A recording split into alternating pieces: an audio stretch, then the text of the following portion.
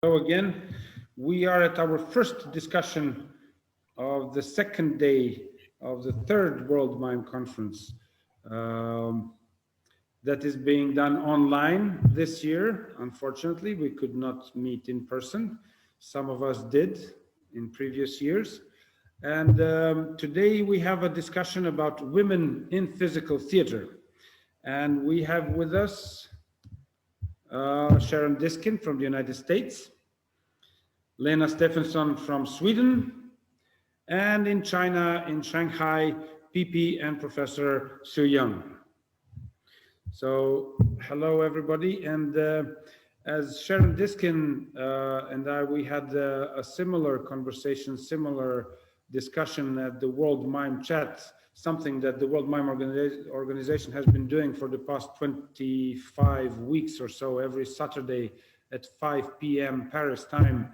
On our Facebook page, we have had this chats on different topics, and twice we spoke about women in mime in the United States. So can you maybe open this discussion for us with your thoughts about women in physical theater, Sharon?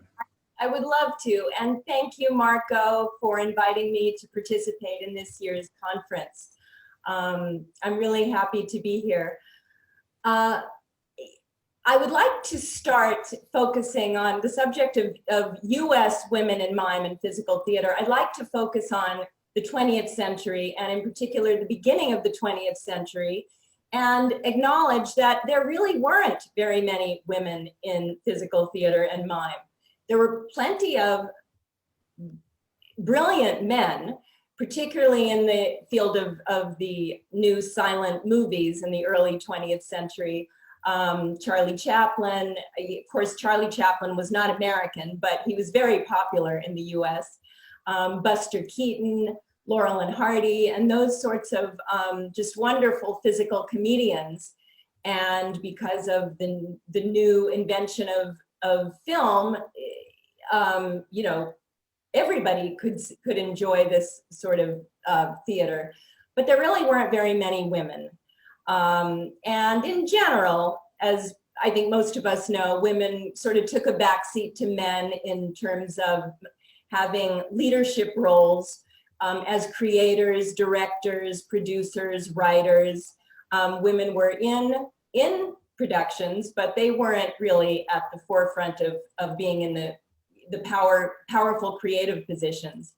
But there were a couple of women mid-century in the US that really, I think, broke very important ground for many women after them. And they were very, very influential in the field of physical comedy in particular. And I'm just going to show you right now their pictures. The first is Lucille Ball. Lucille Ball had a television show called I Love Lucy, and anybody my generation and older knows I Love Lucy. And she was the star of the show. Her role on the show was very stereotypical, very much a woman's role. She was the wife to her husband, who had a very important career, but the show was really about her. And she was hysterical. And I'm going to share her picture right now so you can recognize the wonderful Lucille Ball. Here she is. Can you see her? Yes. Okay. I really quickly switch all my photos to another computer because I was having technical difficulties. But this is Lucille Ball. And the other woman to really break ground in terms of being in the creative driver's seat was Carol Burnett. Carol Burnett had a variety show in the late 60s through the 70s in the US. And she showed how incredibly versatile women could be, playing different characters. And I think that was a little unusual at the time to see a woman play lots of different characters and even go, you know, sort of back and forth between genders. I'm going to show you a picture of Carol Burnett. This is one of her most iconic photographs, her washerwoman. Some may recognize this woman, but she really broke ground for actually now generations of women that came after her. I used to watch the Lucy Show and the Carol Burnett Show growing up. I grew up in the 70s in a state in the United States called Arizona. And I was very influenced by them, as well as Charlie Chaplin. I loved Charlie Chaplin. I loved Carol Burnett, Lucille Ball.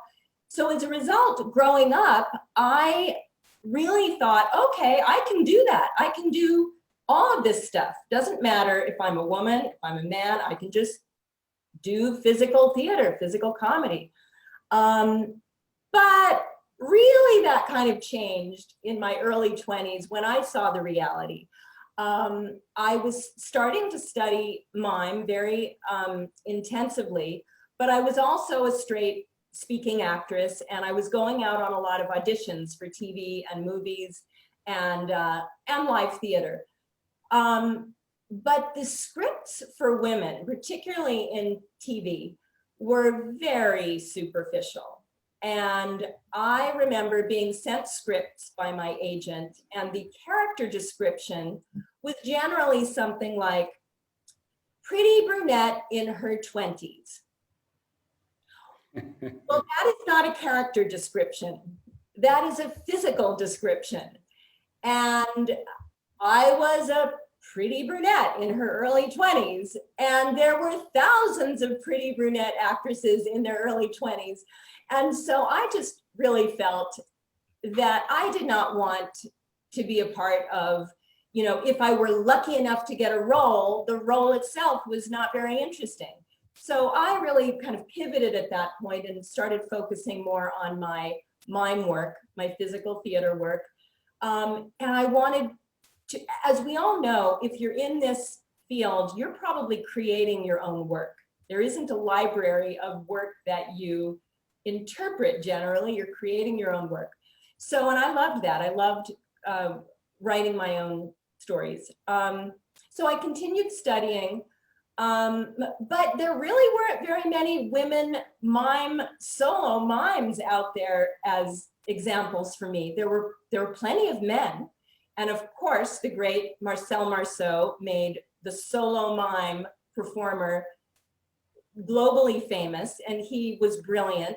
Some of his contemporaries in the US were also just wonderful solo mimes. Tony Montanaro, Richmond Shepard, Claude Kipnis, just to name a few. And I think that group of solo male performer influenced a slightly younger generation of very physical male mimes.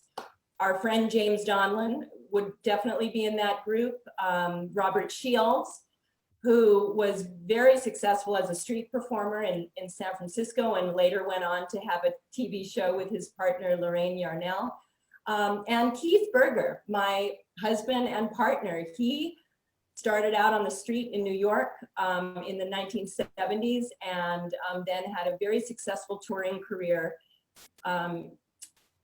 for about a decade until he and I partnered up. But these were men. There weren't very few women mime artists. Women were in other people's companies and like that, but they really weren't by themselves on stage like the men. And I have a couple of theories as to why that is. One, I think that generation of mimes in the 70s, with the Robert Shields, Keith Berger, James Donlin, and so forth, they were very physical. And their mime style really relied on strength. They used a lot of tension and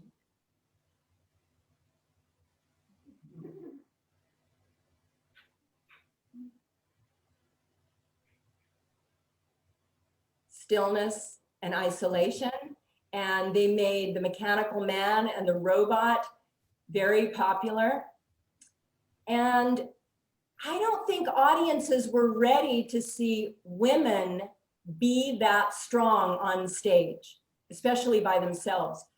You could be strong as a woman as a dancer, that was allowed, but in physical theater, I don't think audiences were ready for that. And the other thing that I find really interesting is that a solo performer on stage generally at one point in their performance will break the fourth wall. The fourth wall being the invisible wall that separates the performer from the audience. Now, again, I'm talking about sort of mid to late 20th century. Times have changed, but then I don't think audiences were ready again for a woman to break that fourth wall in the same way that the men were. When you break that fourth wall by yourself on stage, you're developing a sort of relationship with the audience, a partnership, almost a love affair. And the performer is in that dominant role, reaching out, courting the audience. I don't think audiences were going to let a woman do that in those days. I think today it's very different. I mean, women have broken so many boundaries, and audiences are really much more receptive to seeing a strong, even athletic woman on stage doing comedy and doing all sorts of things. I just think it's very, very different now. And we have some wonderful women mime and physical theater performers today. And what I'd like to do right now is just show you some photos of some of these really brilliant women. And I am going to start, I'm actually going to start with a photo of Keith, my husband and partner, in the 70s, just to kind of give you an idea of what it was like. He made his living performing on the street in his early career, and you know, you just look at that hungry crowd around him, receptive to what he was offering. Street performing was really great in those days. And this is Keith also in one of his shows, very physical, very, you know, even risque without the shirt and everything, and audiences really were receptive to that. Okay, and now I'm going to move to the women.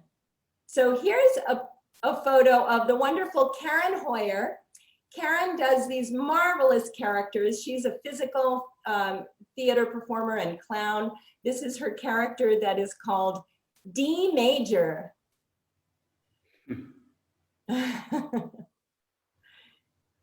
And this is Karen Montanaro. Karen was Tony Montanaro's wife. And look at how her extensive ballet training really informs her physical comedy. And this is from a piece she does called Baseball. And I love that extension on her leg, just fabulous. The next photo is of Joan Merwin. And this is a piece, Joan's work is very intimate and powerful at the same. I like that combination. Women can get away with being the contrast between being very intimate and personal and powerful at the same time. This is from a piece of hers called Industrial Mermaid. That's like a heating duct around her. And next, oops, okay, next.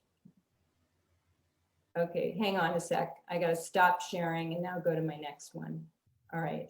Can we just use this opportunity to go to the other part of the world, to go to our hosts in China, in Shanghai, and see what is the situation with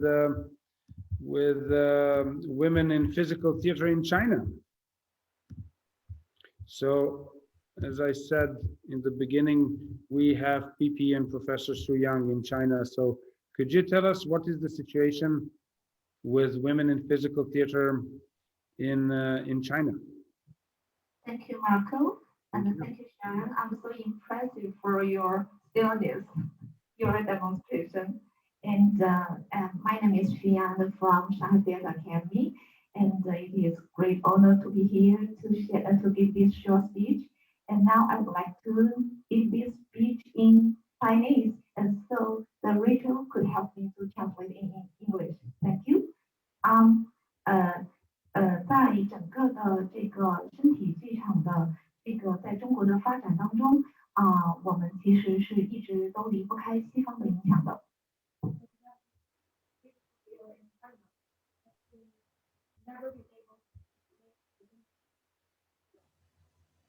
在中国的戏剧发展当中我们主要是在中国的大陆的话，我们主要有2次戏剧的思潮都是西学东渐这都是我们受到了西方最主要的影响。第一次是在上个世纪的50年代，我们受到了前苏联斯坦尼斯拉夫斯基体系的影响。然后第2次就是在20世纪，就是现在我们改革开放以后，我们受到了西方思潮的影响，所以我们的戏剧一直都离不开西方对我们的影响。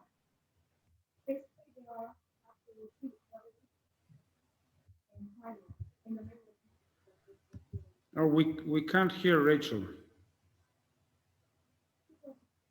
So maybe you can have my microphone.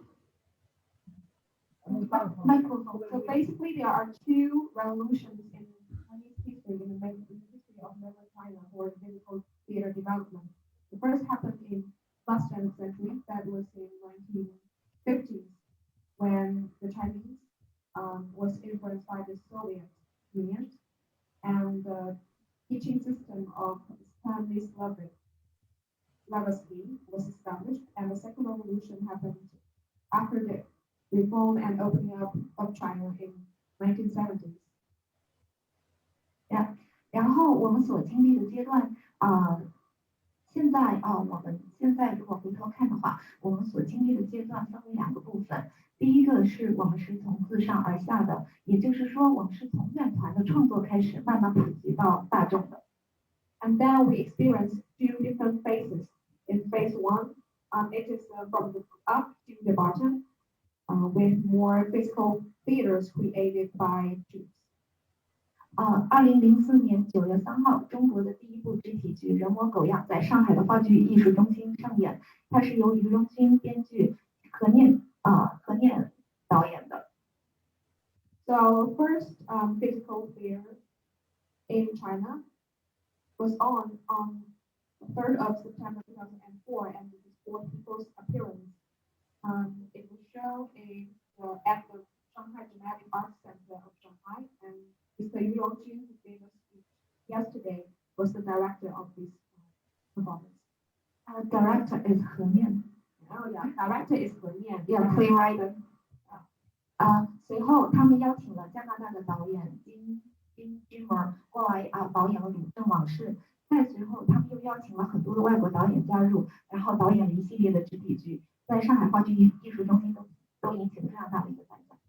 And then the Shanghai Dramatic Arts Center introduced another physical theater from the outside. It is Lu Xun Blossoms, directed by a Canadian named Dean Jima, and also this center kept introducing more and more physical theater from the outside. 现在我们正在经历我们的第2个阶段，就是从现在开始，我们开始有更多的民间剧团开始出现一些肢体剧的创作，以及这样民间的一些剧团慢慢的开始进入一些主流的戏剧界和主流的一些场所。Now we have moved into the phase 2 of the development of physical theater in China. We've got more and more private troops introducing these performances. 比如说在乌镇戏剧节呢它有很多的嘉年华这样的一些环节，在这些环节中有很多的肢体剧都得到了非常大的欢迎。For example, on one of the major theater festivals in China, it's called Wuzhen Theater Festival. Many physical theaters are being performed on this festival. 然后第2个特点是，这些肢体的剧场创作呢，开始慢慢的普及到了普罗大众。它已经不再是一个专业演员，他所需要就专业演员去扮演或者创作的这么一个场所。他们更多的已经开始有一些课程和培训课程，已经是普通的非职业演员都可以参加的课程。Now non-professional people ordinary people who are not professional actors and actresses can also participate in physical theater performance, and there are workshops for them to learn about it. 在创作的题材方面，现在开始慢慢变得多元化。现在有更多的戏曲类以及就是我们的神话故事开始加入到和现代西方的肢体剧场开始进行融合。And also traditional Chinese operas as well as the Asian myths in China are also combined with the Western physical theater to create new style. 这个和我们中国的戏曲传统是有很大的关系的，因为戏曲就是以歌舞演故事，其实在身体的表达方面是具有中国特色，以及更容易被中国观众所接受。And actually, dating back to the Asian China, we also got many performance styles related to physical performance. 在创作者方面，在刚开始进行肢体剧场创作的时候，更多是以女性的舞蹈演员为主。And most of the traditional Chinese theaters are created or performed by women dancers. 但是现在开始有越来越多的非舞蹈演员，就是开始慢慢的加入到创作当中。And now more and more non-professional dancers also start to perform. 但是在现在这个阶段，我们的学院的艺术教育方面，在整个肢体剧场的教学方面，其实还是没有那么系统化的。But I believe there is a lack of systematic teaching and tutoring in academies in China. 比如说在上海戏剧学院，我们会开设一些类似于工作坊的课程，我们会邀请到 Marco 这样的老师过来上课，但是都是短期性质的。For example, here at the Shanghai Theatre Academy, we've got some short-term workshops, temporary workshops given by professionals and experts like Marco, but it's temporary. 对，所以这个可能是我们在未来所需要进一步探索的。但是法国的 Le Coq 就是前面对法国的Le Coq 这样的一个体系，其实已经被学院的各个老师学院的一些教授所接受。However, systems like French Le Coq has been accepted and welcomed by many professors from my school. Thank you very much. Thank you. Will I end my speech?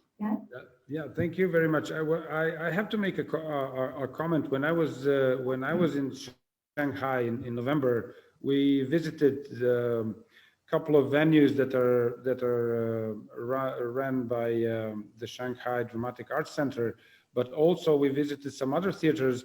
And in all of the theaters that we have visited, the general managers were women.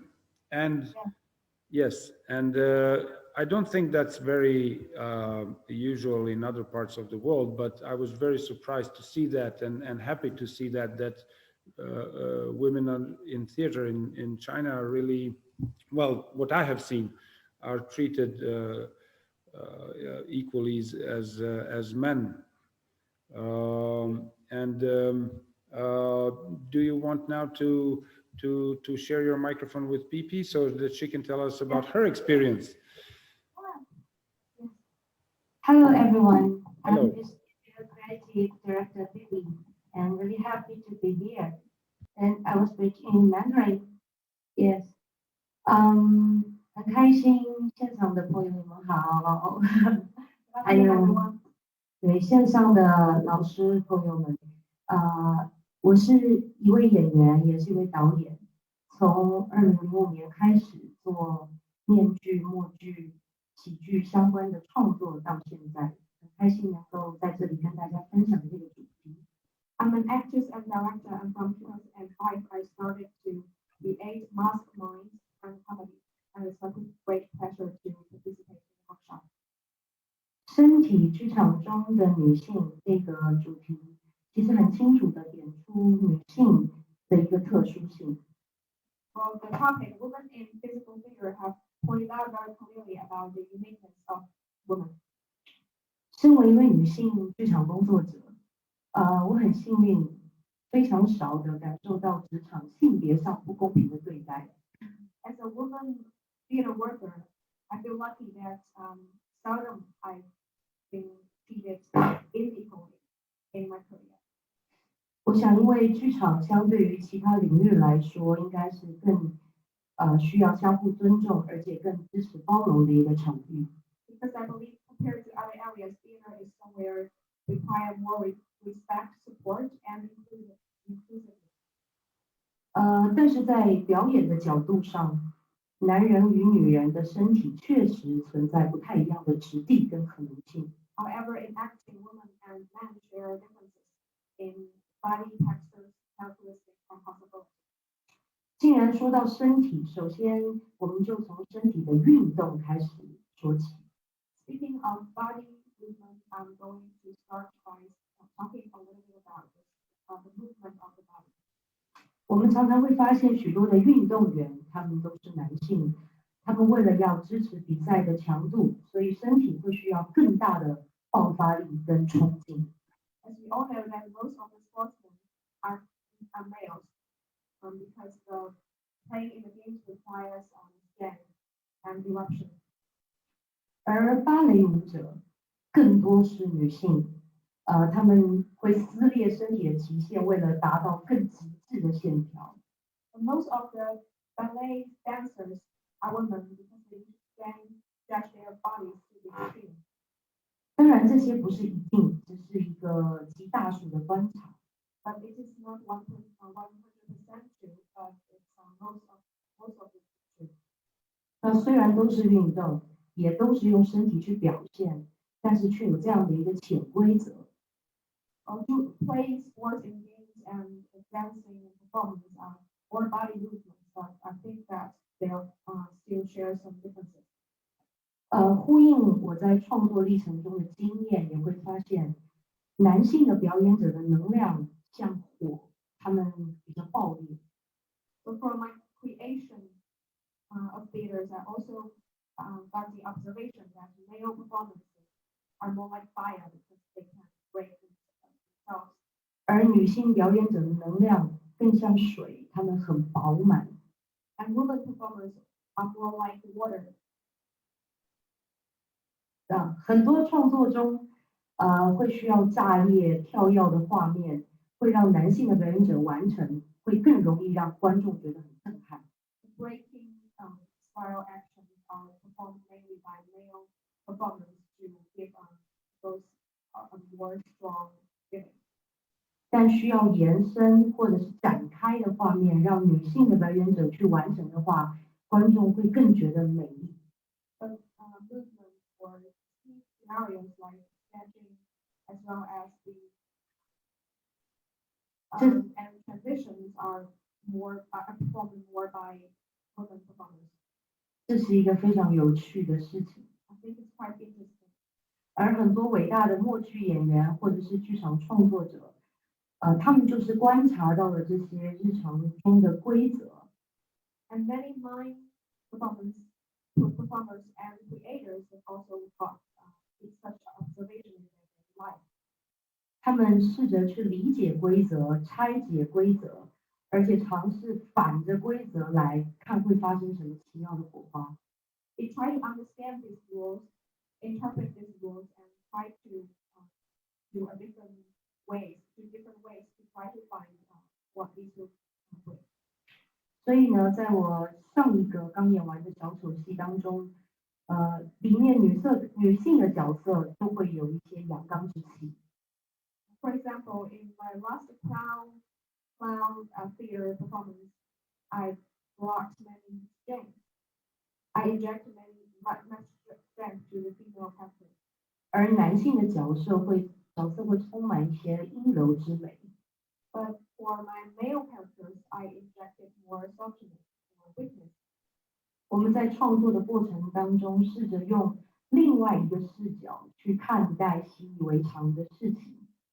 And during my creation, I told myself that I need to look at things from a different perspective. 用这样的眼光去看待身体，或是看待人物的关系，会让很多生活中很无聊的小事变得比较有趣。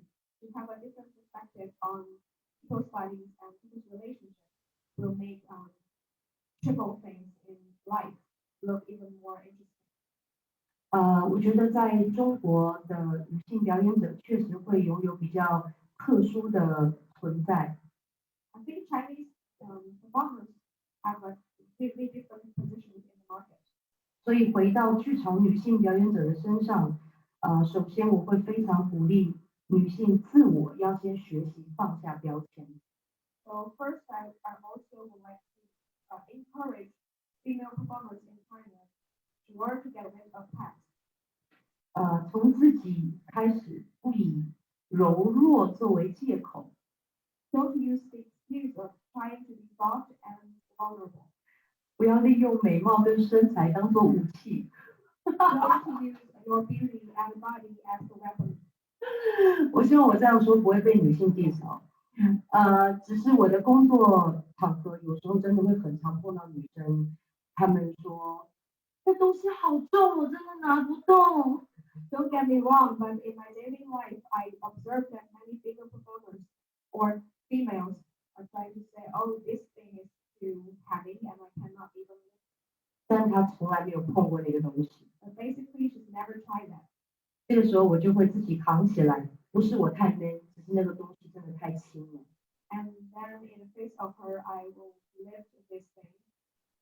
It does not try to prove that I'm not trying to prove that I'm strong, but actually this thing is very light. 所以呢，先不被世俗的标准来定义自己的价值，我觉得是最重要的第一步。So I believe that not letting the secular standards to define our values is the first and most important step. 这样就会拥有创作更多表演的可能性。Because it makes it possible that we can perform more styles. 我觉得第二个是观察。The second important thing I believe is observation. 女性演员的优势是拥有更细腻的情感跟洞悉力。I think that the advantages of female performers is that they share more emotion. They are more emotional and they got more insights about life. 女性容易思考，危险是可能会掉进想太多的漩涡里面，但是好处是可以更精辟、更科学的去梳理表演。Females tend to think more, but this also has its side effects. That is thinking about things too much thinking. But the advantage is that female performers can interpret the performance and emotions in more scientific way. 所以建立观察的习惯，能够将优势放大。Therefore, if we establish ourselves a good habit of observation, then we can really reflect and use these advantages. 以身体为例，很多时候肢体表演它不是舞蹈。Sometimes physical theater does not equal to dancing. 并不是去学爵士、芭蕾、瑜伽就可以解决表演上身体不足的问题。Simply being a good jazz dancer, a ballet dancer, and a yoga player cannot help solve all the problems about our body. 那如何能够回到肢体表演的本质上呢？我个人觉得是模仿。So how can we return to the essence of physical theater? I think it is copying and imitating. 从观察出发，观察动物，观察植物，观察人，观察自然宇宙在运动的一切事物。We should learn to observe all the stuff, including animals, plants, people, and all the things in our universe, in nature. 试着去模仿他们的运动。And then imitate and copy their movements. 一个在平底锅里面煎的荷包蛋，和一个在寒冷的夜晚打着哆嗦的人，是不是有一点像？ An egg in the pan is pretty much like a person who feels cold and shake in a cold night. 又或者是动物园里面的大猩猩，是不是跟你公司的老板有点像？ A chimpanzee in the zoo looks like your boss. Might look like your boss in the company. 试着找到更多的共通性，实现在身体里表演，它会造成意想不到质的变化。Therefore, we need to find common things shared by things in the objects in the universe, and then reflected by our body movements. Maybe it will bring some surprises to our performance. 最后就是挑战， The last important thing might be challenges.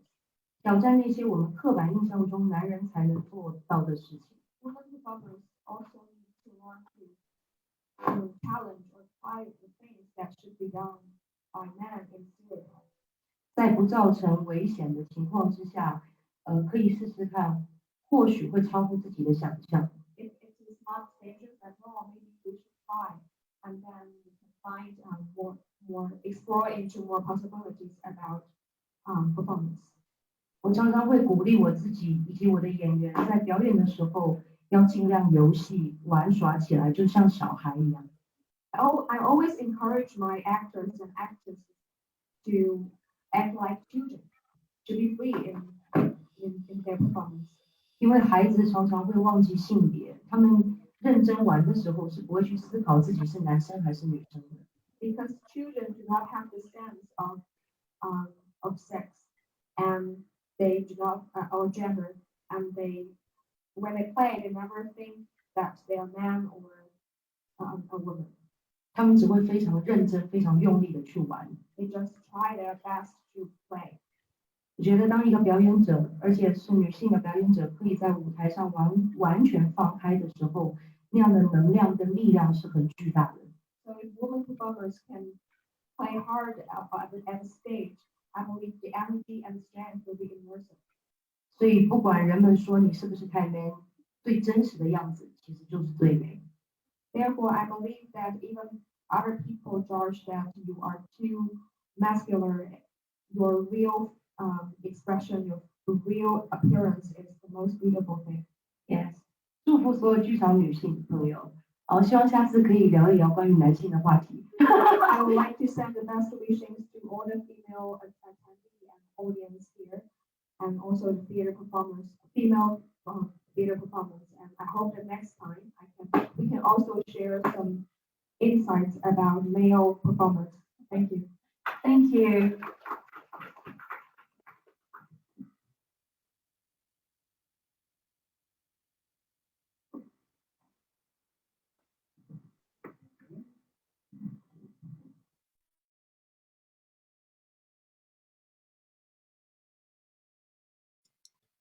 Marco, you are unmute. You have to mute. I'm here. I muted myself so that I wouldn't be disturbing you. So I said we will go now to Europe and to Sweden, to Professor Lena Stefson. What is the situation with women in theater in Sweden and Europe, from your experience? Okay, I prepared a short speech with the presentation of myself, so I will do Yes, that thank you. very short. But first I want to show you, this is how light looks in a winter morning in Sweden. There is no light. We are up in Northern Europe. But to show you our reality. We didn't have any hour of sun in all December.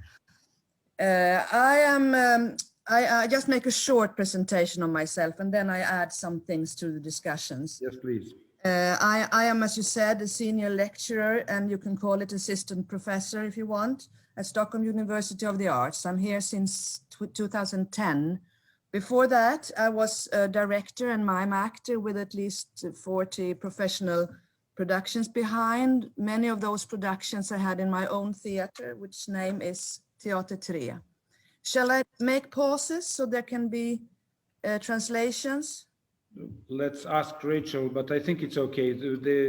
They understand. It's okay. Just okay, I try to speak a little slower then. So I just said that I have made many professional performances, most of them in Teater 3, that is actually have been to Shanghai and making a lot of children theater also worldwide.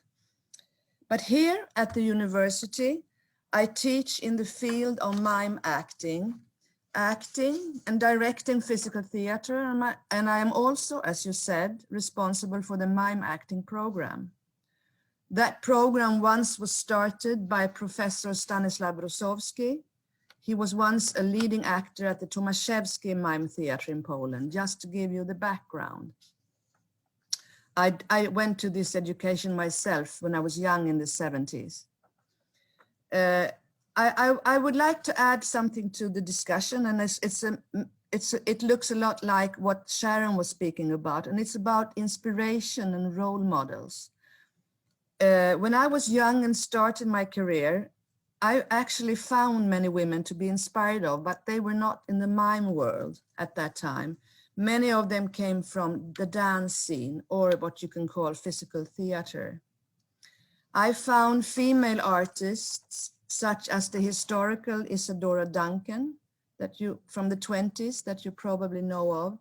In Sweden, I found the choreographer Birgit Kullberg. And in Germany, I found the dancer and the choreographer Pina Bausch. So those three big inspirations of mine actually came from the dance scene. And I think that is something that you can discuss. There's something interesting in that.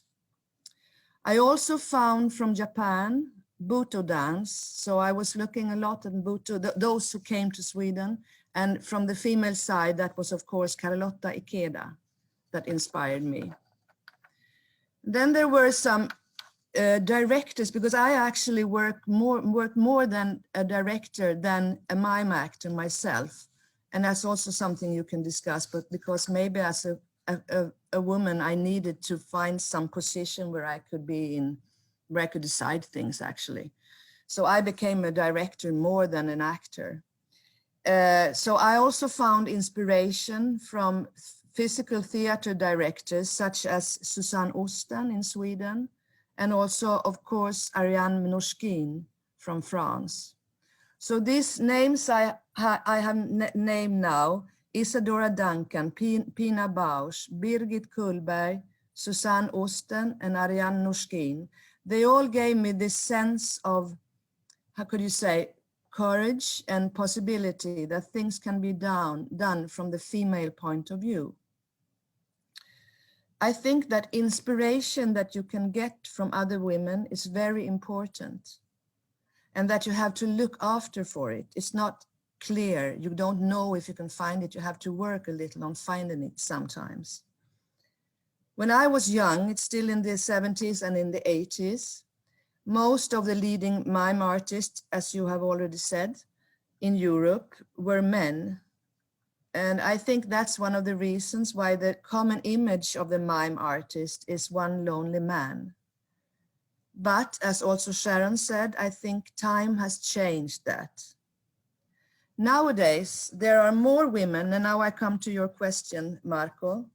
There are more women than men that applies to the mime acting program here at Stockholm University of the Arts. Many of these young women become directors, choreographers, mime actors, producers, or teachers as myself. And they are my new inspiration. So now I go under myself in age to find inspiration. There is one female mime actor that I actually would like to mention, and she lives in Amsterdam, and she's Ukrainian. Her name is Anastasia Lubchenko. I can write it here in the chat afters. She has inspired me a lot. She's very energetic and has founded her own festival that we from this school try to attend, such as we try to attend these conferences of the World Mime Organization. And I'm very happy that there are younger women, younger than myself, that actually take up the, what you call it, torch, and run and continue to run, because that's what we always will need, role models. So I don't know if that was an answer of your question, Marco. I think there is something in it that you said, that this is the title of this is about being a woman in the physical theater. I think if you have a broader perspective on mime and call it physical theater, maybe it's easier to find women. But in the genre of mime, that was how it was defined in the 70s, there you don't find them so many. And I don't have the reasons why, but I actually can see a lot of new women coming now. So this was my thing. I open for discussion and questions. Thank you, Lena. We first had the title Women in Mime, but we actually changed it for a couple of reasons. One of those reasons is our relation and in partnership with the International Theatre Institute for the past 3 years, which is resulting at the moment. We had an initiative towards the International Theatre Institute to form a physical theatre working group that will be made and run by both organizations, by the International Theatre Institute and the World Mime Organization. So it is going to be an inter-organizational working group. So that was one of the reasons, and we actually kind of dedicated this discussion to that new project that we are having and that is developing as we speak. Plus, we in the World Mime Organization. First of all, I'm sorry that we don't have a master of ceremony, which is a woman for this discussion. And I'm sorry that I'm doing that instead of a female colleague, which would have been nice.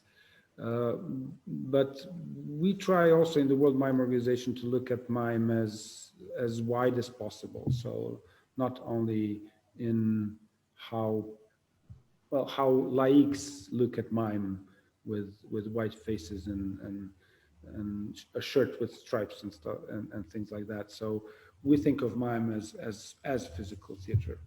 We are open for questions now. If there's anybody, please just unmute yourself and you can ask a question to our speakers. If not, I have a question. Hi. Yeah, I must say one thing. I was so touched by that Sharon actually mentioned Lucy Ball, because that was one of my big inspirations, but I didn't think about TV when I was doing the preparation for this speech. But looking at those older, but in those days, the comedians, the female comedians also inspired me. Yeah, well, I have two questions. One is about women in media, women as actors, actresses, and physical performances in media, especially new media today. And the other question is, all of you have traveled the world. How have you? What kind of reactions have you had in different countries, as in different cultures, as female performers? That's a question for all of you. So whoever wants to respond first, please. It's hard to say because I've only ever been a female. So reaction on the part of other people, the fact that I'm a woman performing, I don't have any other reality. I think, as I mentioned in my opening remarks, as a child, I really, really didn't see gender when I would perform. I would come up with stories as a kid and direct my friends in my stories. And I remember distinctly seeing Charlie Chaplin, double feature, Modern Times and City Lights, and laughing hysterically, and then getting my mother to set up the big bulky lights in those days, the Super 8 film cameras, and shoot me doing my own Charlie Chaplin impression. So I just really felt like I could just do anything. And I think I really brought that mentality into my adulthood. I still have that. I spend a lot of time teaching kids, performing for kids at schools and teaching them. And one thing I love about children is that they don't see gender.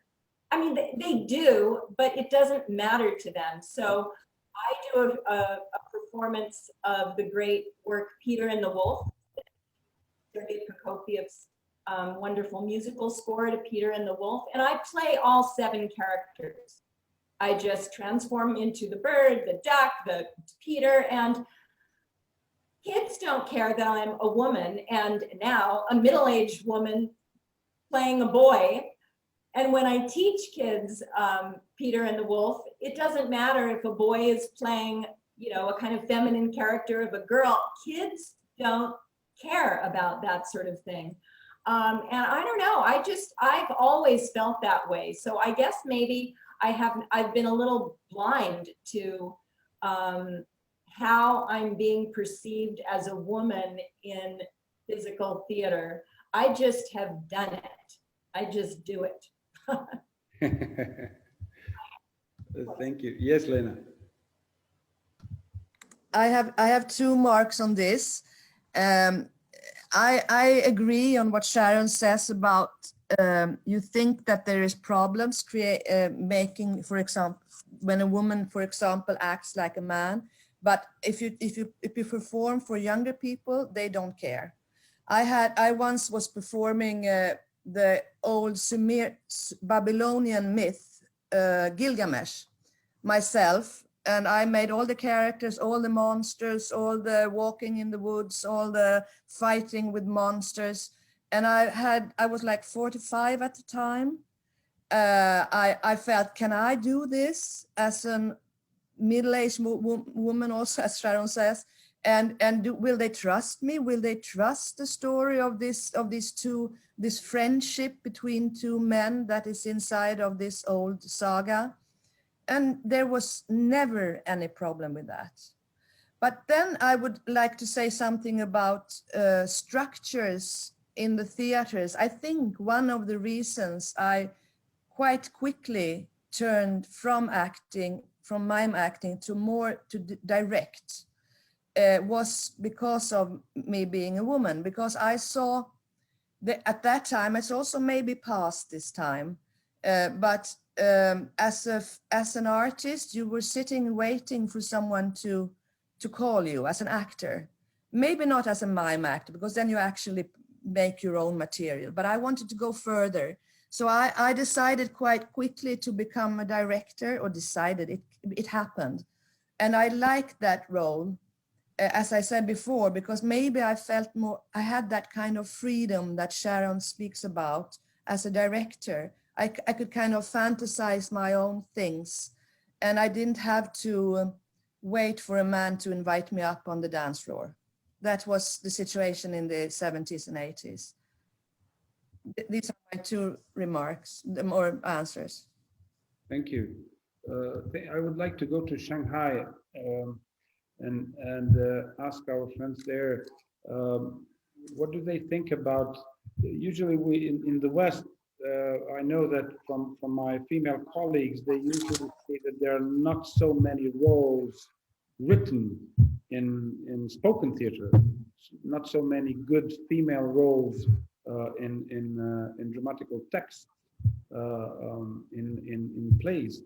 Does that mean that physical theater gives you more freedom and allows kind of more creativity and better roles for women actors, dancers, performers in general?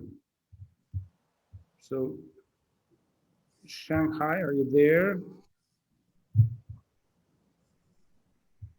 This was the question for PIPI and for Xuyang, Professor Xuyang. Are you there? Yes, we're here. Yes. Yes. And, I don't know what is. We don't know what is the situation exactly in China. So, in general, there are not so many good, strong, big female roles in spoken theater. In written plays. Do you think that then physical theaters allow more creativity and more freedom to women performers? yes, I think so. Do you want to say something? Phoebe, and I can, yeah, Okay. I just give a very short response to the Lena's speech because it is the same in China. A lot of dancers would be like the physical theater, and for example, 段妮 in Tao Theater is a physical theater, but 段妮 is a dancer. She is a dancer. Yeah, and also Peng Yun, she is a dancer too. So this topic is very interesting. The same as Lena, Lena talked about that there are a lot of dancers would be like to jump in the physical theater. They create a lot of theater to combine with the dancers in dancing and also the form of stories. So they create some like 舞蹈剧场 dance theater. Yeah, and it is very popular in among the women actors in China now. Yeah, yes, and it's very popular now. I think this question we can talk about later, and we can think about it. Why the dancers would be beginners? Yeah, in China. Thank you. Yeah, thank you. PIPI? 我很同意刚刚提到的一个问题，就是其实一个要很有能量、很有力量的一个女性角色，其实有蛮大的一个关键来自于导演他有没有看到这个女性演员身上的特质，或者是他有没有给予这个女性角色空间。Totally agree with Lena about one of the marks. I think that it pretty much depends on whether the directors in China can give a bigger room for female actresses to do performance and to do very free expression. 在上海其实比较多话剧的导演都是男性居多。Most of the theater directors here in Shanghai are males. 所以去看演出的时候，很多女性角色确实会用男性的视角去解读比较多。So most of the theaters, I have to say that they are interpreted from the perspective of a man. 以及在环境的习惯上，或者是一个历史的脉络上，其实中国跟欧洲的剧场的一个环境是很不一样的。在这里，通常导演是比较绝对的。However, I think that the environment for theater development is quite different here in China compared to the West. And here in China, directors have the power, have the right to make decisions. 所以在我们常常创作的过程当中，都是用集体即兴创作的一个算是 device 这样的方式在创作的环境跟团队是比较少的。So a more improvised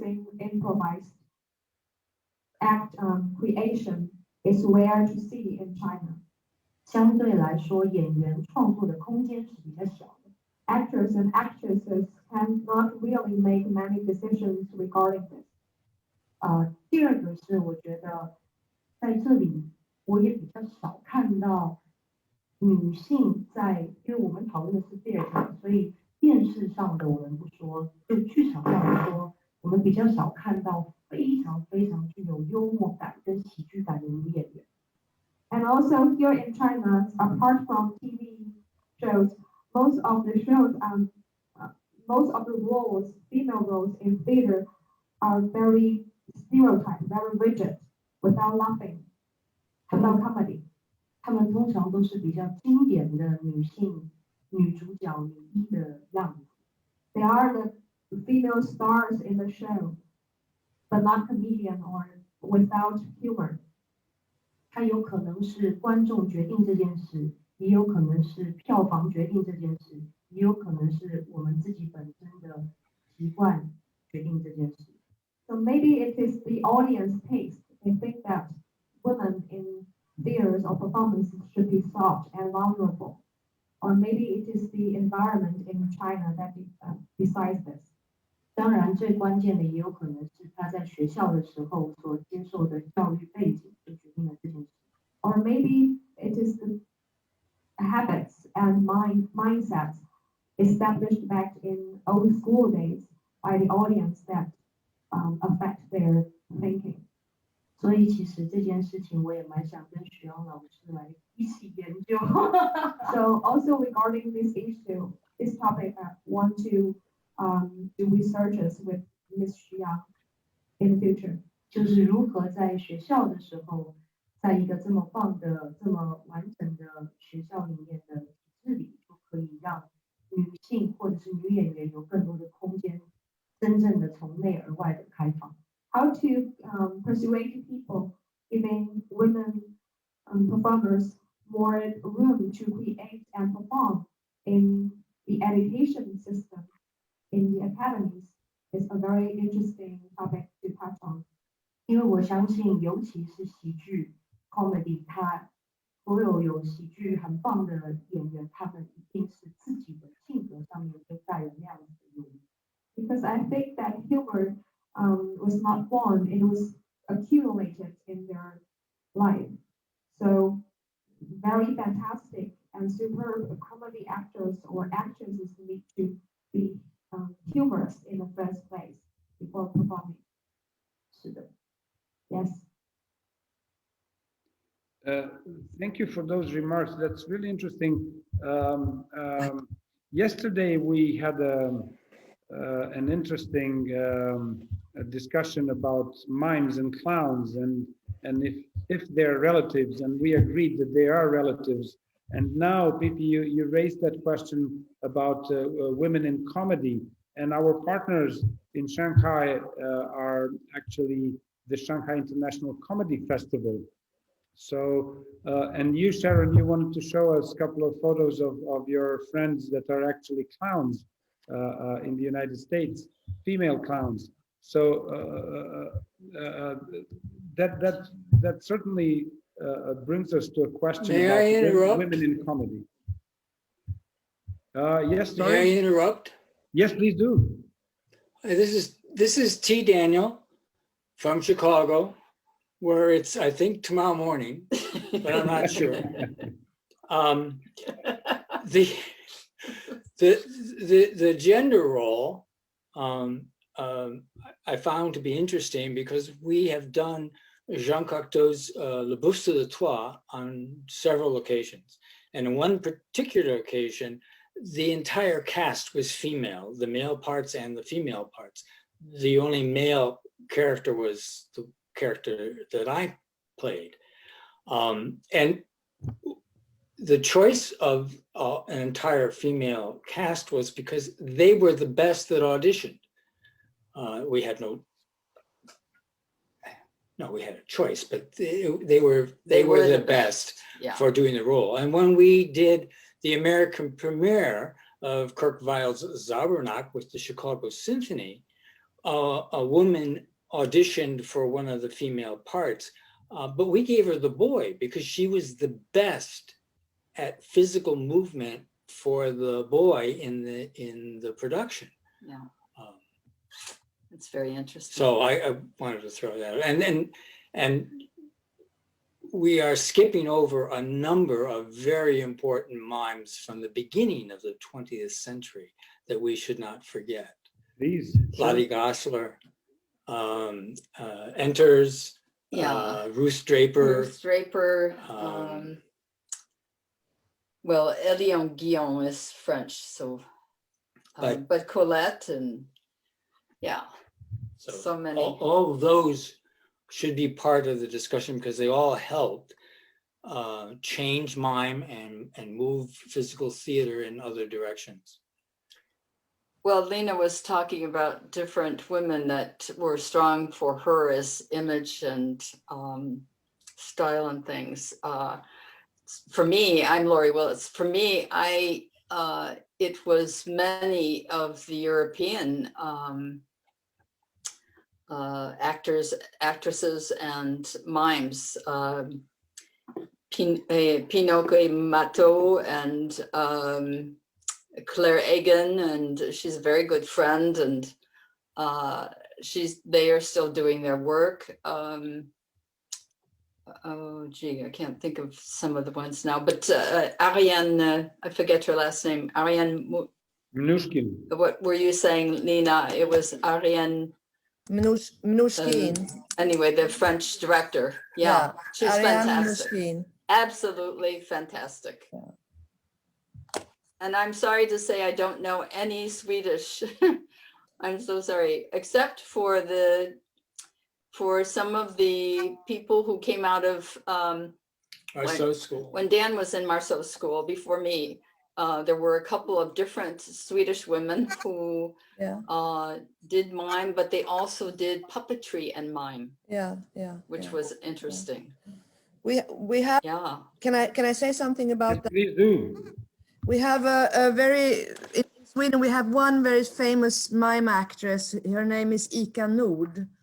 She is, but she went to at the Crew school. She was actually Etienne de Croo's last student, and she's still working. She has been working all her life as a mime actor and director here in Sweden. And she comes to the school once in a while. We collaborate quite a lot, but she's the one that is kind of famous.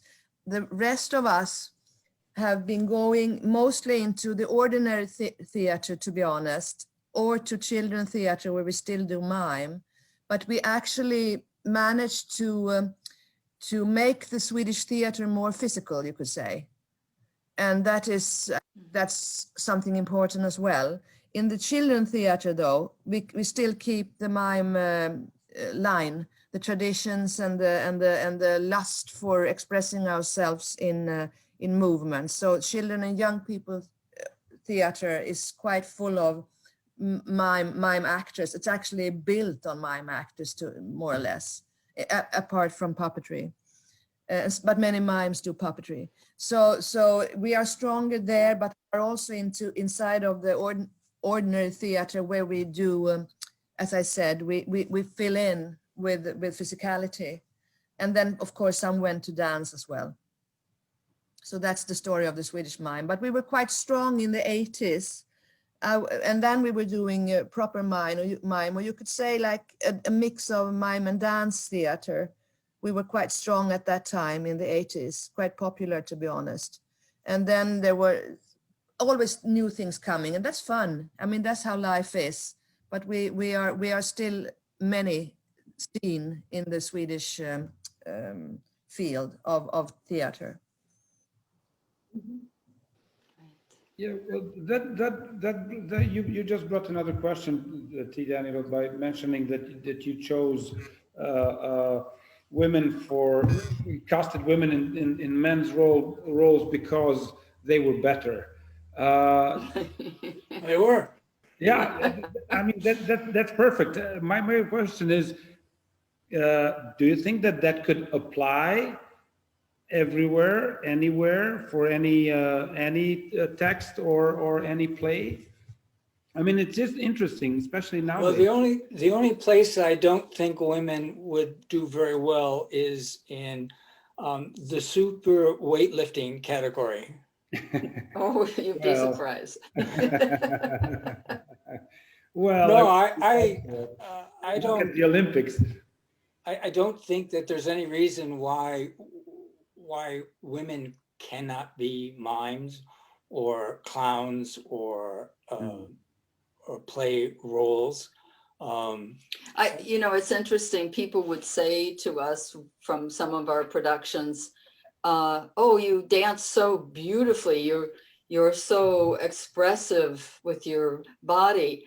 And we would turn around and say to them, "Well, thank you, but what we do is, this is the art of mime. It's our studies with Marceau and de Croo and even with Théâtre du Mouvement."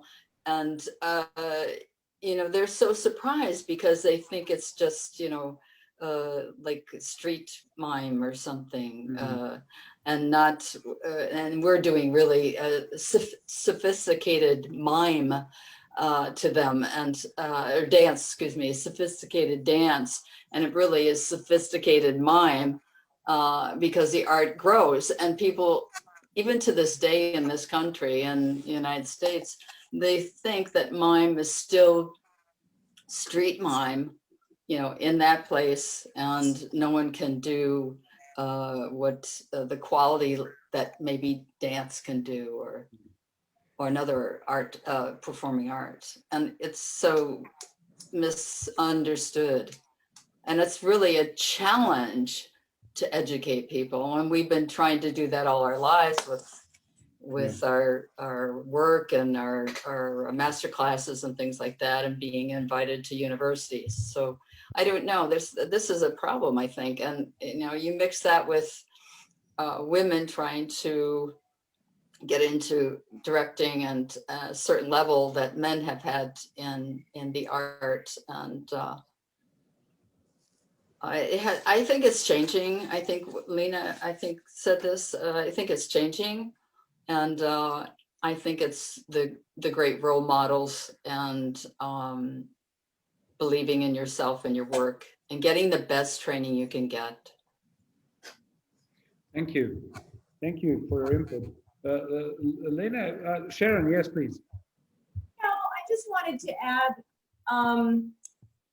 you know, we're talking a lot about women playing men's roles, and we shouldn't forget that, you know, even though it takes a lot of strength to do mime is really, in my mind, a combination between dance and acting, really, when you put the two of them together. But I don't think we should forget that, you know, there's a whole rich area of human experience that we can portray as women. We can be women and portray the woman's experience as a mime. In my work with my husband Keith as the Chameleons, when we first started working together 30 years ago, we were really attracted to relationships. And many of our pieces are about the relationship between a man and a woman. Comedic relationships, you know, having trouble going to sleep at night, and, you know, how we keep each other awake, but also moving relationships. We do a life cycle piece where we go through the phases of life as two people in a relationship. And there is just an endless amount of material you can mine in the area of relationships, but we are very much male and female in those pieces. So we can't forget that women can still be women, and even very, you know, very female women as mime artists. So I just wanted to add that into. Well, you're absolutely right. And when we are doing just mime plays, the one thing that we are constantly making sure is that the role that Lori plays can be a role model for young women, that there is women have power over men, and you can see that through the productions, and we just have to make sure that that is part of the image that one is giving as a form of theater, whether it's speaking or mime. Yeah, and the work that we do is very diverse. I mean, the productions Dan was talking about were examples of women being able to even better play the men's role. Although, you know, I don't think anybody cared about the fact that at the end, when we had big, huge head masks, and we took our bows all together with the conductor, that they were surprised. They were happily surprised to see these women working in that part. But I mean, we play everything from, it's all human experiences and human emotions. Yeah. So, yeah. Good point. Thank you. Thank you. I would like just to touch the topic of women in comedy, and then we could slowly come to an end of this discussion with your thoughts and maybe messages to young women that want to enter the world of physical theater. So I'd really like if you would say a couple of words about what do you think about women in comedy and how they are treated in comedy, and do we have enough women comedians in physical comedy, of course. Sharon? I think certainly in the U.S. there are some incredibly funny stand-up women comedians that are very physical. I think, you know, the days of just standing at a microphone, I mean, there's still a lot of stand-up comedians at a microphone, but I think women go even farther than men in terms of using their whole physicality to support their comedy. I just think women are not afraid anymore to be who they are. I mean, just a really sort of very interesting and bizarre aside. There's a woman named Tig Notaro. She's a stand-up comedian. A comedian. She did a one-woman show after she had a double mastectomy, and she took her shirt off. A double mastectomy meaning she got her breasts removed for breast cancer. She took her shirt off and was bare-chested, flat chest, and it was such a bizarre moment. But then she went on with her comedy with her shirt off, and you forgot about it. Her point was, I am not my body. I am the person inside this shell. And amazingly, it turned from what could have been a kind of cheap spectacle into something very moving, and then went back to her hysterically funny comedy set, and you just forgot that she's standing there, a woman without a shirt and a flat chest, and it was just phenomenal. And so women feel like they can do really outrageous things. I mean, you still have to be true to who you are. You still have to have really good material. You can't just be an exhibitionist. You have really good material and be funny, but I don't think women are afraid anymore, and audiences are accepting women in all ways, which is a really great thing. Thank you. Lena? On the comedian topic, I don't know what to say, because when I was young, it was only men who was funny. But I had to work a lot with this thing of what is comedy, because it also to take you have to be in a room. You have to take the focus. You have to be able to take. You have to train comedy all the day, also in private. And I have seen many men do that, telling jokes. Having people to laugh at dinners and all that stuff, and women don't do it as much as men do. But I mean, that's time for us to do it now, and it's fun. It's fun to be funny.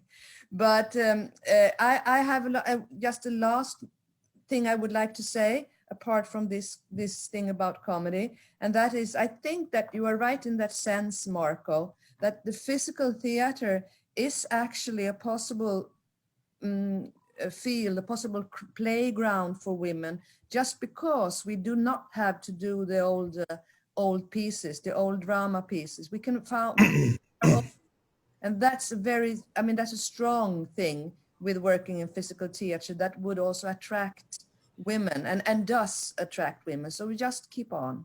That's what I want to say. Thank you, and let's go to Shanghai, to PIPI and Professor Xuyang for last remarks, and we will wrap it up. You started the PIPI. You started the women in comedy topic. It was you.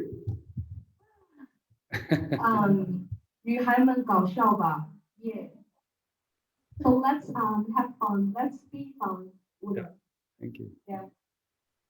我觉得就是在喜剧的这个领域里面，其实中国也是有很多非常有名的女演员，她们都是以这个搞笑，就是所谓的 comedy 是成名的，比如像宋丹丹等等。但是我觉得在 copy 这个领域里，我们还是应该就是可以吸引到更多有创意的女演员来加入。Actually, in China, we've got many famous female comedians that I hope that we can see more in the future. Okay, thank you. Thank you really a lot. Thank you very much for joining us and for being here. This is an interesting topic that we, as I said in the beginning, addressed in a couple of our World Mime chats on our Facebook page with female performers from the United States, but also with female performers from all around the world. And I guess it is a topic that we will be addressing all the time.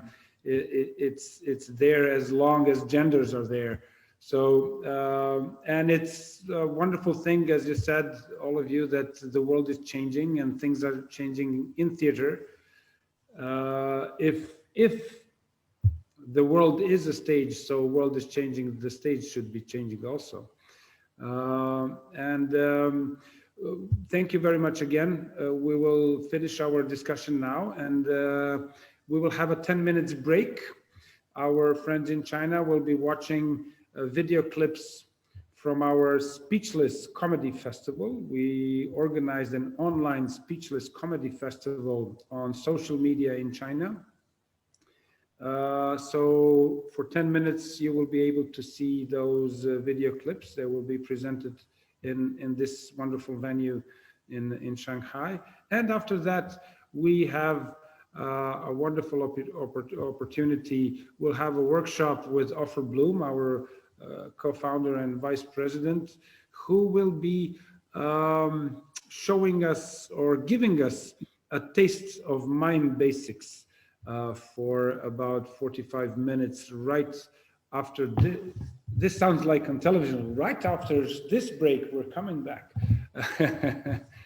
Okay, so thank you very much, and see you in about 10 minutes for the workshop.